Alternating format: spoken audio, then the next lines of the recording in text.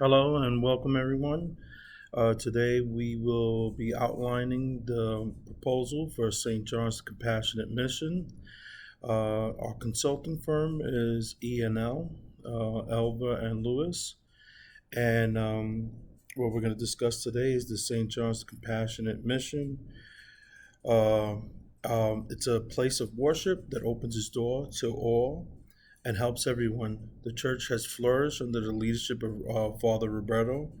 However, over the past few years, the church has struggled to maintain a consistent location and has had issues with managing the bakery operation. There is also concern with the future leadership of the church. SJCM has invited our leadership organization to evaluate it because of our experience in delivering and deploying rapid measures and sustainable solutions for business improvement strategies. What makes us unique is our ability to develop leaders with our proven business specific methods. We are committed to developing leaders that can thrive in an atmosphere, and we encourage everyone to be part of the solution. We are there every step of the way to assist with the process. Here we'll be introducing the situational analysis and our objective of the areas that we're looking to target. The primary goal is to create a succession plan to establish programs that are oriented approach to managing the missionary that will bring stability but will keep the mission holistic view of people. It is imperative that the key roles in the organization exemplify proper leadership to maintain the organization's operation and to continue to grow and bring positive change to the community. We will begin the succession plan by sourcing candidates for key roles identified. These candidates will be trained on cross functional roles so that SJCM never misses a beat due to change. To maintain stability, SJCM will seek commercial properties to purchase via a rent to buy arrangement. The space must be big enough for the following: our ministry, school, parking, and have commercial space for our bakery operation. We will use funding from the bakery store operations, church services, and any sponsorship funds to buy this new property. And the objectives are to establish a clear vision amongst the organization, develop new strategies to help grow the organization, obtain a clear set of position roles and responsibilities, staff key positions, which we will get into later, grow and expand the bakery operations. This is very key because this is where we're going to really have where we're really going to look to have sustainability for our organization in terms of resources and finances, and to obtain a place with adequate space that's close to public transportation, easy access for our followers. Here we have a slide of the metrics and values, which essentially is a plan broken out into three phases, and you'll see the timeline starting June 2019 all the way to December 2019. Our plan is to have a timeline of 6 months that will be cut into three phases using agile methodologies. The agile forecast will ensure that date commitments, planned resources are tied back to the strategic mission of SJCM. And if you go into phase one, you will see the internal process for hiring, focus groups. Phase two will go into training. And then phase three, we will focus on customer engagement within the community. And this is pretty much the format that we will implement over a 6 month period. This is our task timeline to expand on our metrics and values slide. And it consists of 5 tasks. Task one being the alignment session, where we create our missions and values, and we pretty much create transparency amongst the organization to have everyone understand what's going to be our driving force to move forward, And in task two, that's very training specific, where we identify the key roles and the key training that's going to be necessary of the folks. Also in task two, we will be looking at our leadership team, which will be our committee that will be overseeing the organization and how we're gonna operate as a unit. As we go into task three is it's pretty much an extension of task two in terms of training, but this is more situational training and pretty much just showing the organization how we would proceed with certain circumstances, to so we could be a more cohesive unit. Task four is our community engagement, and that's where we will go out into our community, engage with our customers to understand what their needs are, to make sure we're servicing our customers. And then lastly, task five is lessons learned. Based on our experiences, our interactions, we will take that information to revise our strategies, or to expand on certain things that may be working for us. Thank you, El. I will now be speaking to matrix structure. In this model, the roles and duties of the matrix structure bonds employees by both function as well as the product, which in our case is the spiritual link. Perhaps there are no bigger drivers for the reemergence of the matrix than organizations looking to increase the use of teams. In our particular example, we want to increase cross functional teams, project teams, and possibly virtual teams with the intent to improve speed of delivery, customer responsiveness, cost concerns, and productivity. If you look at the next upcoming slide, you will see our structure, our org chart for our structural breakdown, which is unlike your traditional org chart where everything leads to one boss. We have more of a managing committee made up of team project leaders that oversee multiple projects. Here we have our organizational chart for SJCM, which was it's made up of a shared committee of project leads. You have the fundraising committee, the budget and finance committee, the nominating committee, the program committee, and you have your spiritual lead. And in this traditional org chart, it's a representation of what we envision for SJCM. It illustrates the relationships and the relative ranks of job positions within the organization. The new format that we're proposing is a shared hierarchy of board members with specific responsibilities.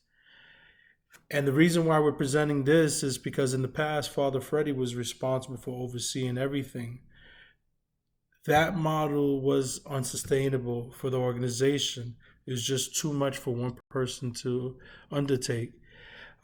We feel with a shared committee, all concerns and areas will be addressed in a timely manner, and it will allow the organization to thrive.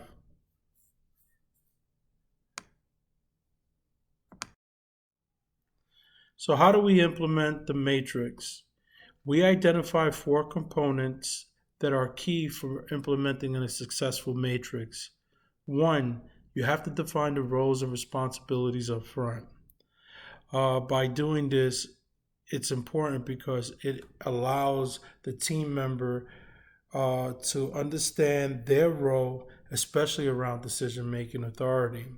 Two, developing a performance goal and matrix at the beginning of the year. As we learned with the balanced scorecard, it's important that everyone understands how they're going to be rated, and understand their year-end goals of what they have to achieve to reinforce that they're doing a good job and they're being productive. The matrix team leaders should draft a set of objectives and matrix and review with their team members. This is key. Three, Establish operating agreements on resources, allocations, and communications. This this is particularly important with operations because there has to be a clear understanding of how certain circumstances or situations need to be handled, and it's important that all team members understand and know how to answer questions, or you know, or at least get the answers to these questions so they make the right decisions. For example, when additional resources are needed, who will be responsible? So, in that type of circumstance, you would have to probably go to your team lead and put in a requisite for maybe for a posting to bring on an additional body. So these are things that everybody should understand, and it should be a process that's put in place. Four, determine how evaluations and rewards are going to be decided. Everyone wants to know how. Everybody wants to know how and when they're doing a good job. So it's important that it's clear that if a team member is achieving certain goals or hitting certain marks, that they're performing their job to standard, and that at the end of the year there will be an incentive or some type of compensation if the circumstance permits. But if not, at the very least, there should be a clear understanding of what the goals are for this individual so they could be engaged and achieve success. Here we find one of our St. John's Bakery locations, which is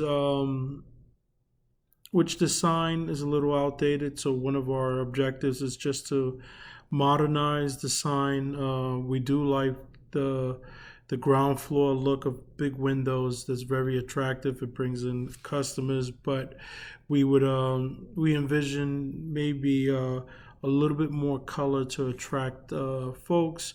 We do like the street sign posted outside is pretty good. And what we're probably maybe looking to do is maybe possibly improve our coffee line to attract additional customers, being that that's a competitive market now. And so we have members on our team that have done research and will bring this information forward. Here we have an operation structure for the bakery operation. And this is just a sample, but it's something that we kind of envision that will apply to the other areas of SJCM. Um, in this particular operation, we have four roles. We have the accounting clerk slash baker. We have outreach coordinator slash baker. We have a marketing coordinator slash decorator, and then you have the facility coordinator slash lead. Now, each of these roles has their responsibilities. If we start with the accounting clerk, the person is responsible for managing the finance aspects, helps in the daily menu decisions, coordinates with the wholesale dealers. And this basically, in a nutshell, this person is responsible for anything that comes in that comes in and leaves the store, having to keep accurate records of everything, also with what's being spent and how much money is coming into the operation. And in the next position, we have the outreach coordinator, who's your head baker. This person will help in advertising and marketing the business, helps in the daily menu decisions. And what we envision for our outreach coordinator will be a person that's pretty much the face of the business, that really engages with the public and kind of understands what their needs are and what they're looking for in order to grow the business. We have our marketing coordinator and slash decorator, who will help manage the sales and marketing, and is also the chief decorator of the baked goods, helps in daily menu decisions. As you can see, the theme here, they all these positions have a hand in the making of the menu decision based on their interactions with the public. Lastly, we have the facility coordinator and team lead, and this person will be the head cook, who will manage the storefront and help in the daily menu decisions.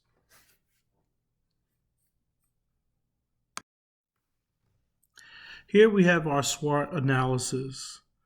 SWOT, S for strength, W for weakness, O for opportunities, T for threats. The approach of our methodology is to focus on the core principles which would drive the business forward in stability and growth. Creating and implementing a standard operating practice to ensure smooth operation of business practices, providing more programs for church members, attracting new members, decreasing turnover, building a plan to develop more leaders, and developing a senior leadership team. Lastly, building a bakery operation that's sustainable and that will provide the financial stability that we need to possibly purchase our own building down the road. Here we have our business process modeling, BPM. BPM is the process focusing on developing a structured template for implementing the leadership team. This will consist of roles, responsibilities for all members. We will provide examples on how this structure should look like. Afterwards, we will monitor and analyze the data over a period of time to provide feedback for areas we believe need improving. This strategic approach will be done simultaneously to address areas of concern since they are all intertwined. The following are the areas that we would focus on: strategic planning, operations, training, and follower engagement. If you look at our model, we plan to model, automate, monitor, analyze, and improve BPM. Documentation practices. In a recent review of documents for SJCM, it was uncovered that a lot of information was unaccounted for, which led to inaccurate records. Poor record keeping practices were noticed, which may have contributed to the poor management of the missionary. We also identified that there was no record destruction dates in place, which has contributed to a cluttering and a waste of space at the church. We feel using a storage vendor to store files off-site will allow us to maximize on our space and will help us keep better records of information. And just general training on the do's and don'ts of record keeping, just to create a culture of good documentation practices, is key, and it's something that we will roll out with our training. Here we're looking at measuring success. So we told you in the previous slides what we needed to do to create change. Now we have to decide, how do we measure if we're succeeding or not? And we identified 4 key things that will tell us whether or not we're succeeding. And the first thing is our environment. Did we create an environment that's nurturing and stable, a place for spiritual connectivity? That's key. Is our environment inclusive, where everyone's opinion is taken into account? Is our organization growing? Do we have more followers? And lastly, are we giving back to our community? Or is our community engaged? Do they know who we are? Do they know that we're a place of resource they could come to for help? And these are the 4 things that we have to look at the end of our rollout to see if we're hitting on all these marks. If we are, then now we know we're achieving success. I would like to thank you for listening to our proposal today. We hope that we answered any questions that you have. If not, please feel free to ask us any questions that you might have. If it doesn't come to you now, Our contact information is below, and our email is also on the slide as well. We hope to hear from you, and just rest assured that if you do decide to go with us, you will be in good hands. We are experienced professionals that have a ton of experience in transforming organizations just like yours. Take care.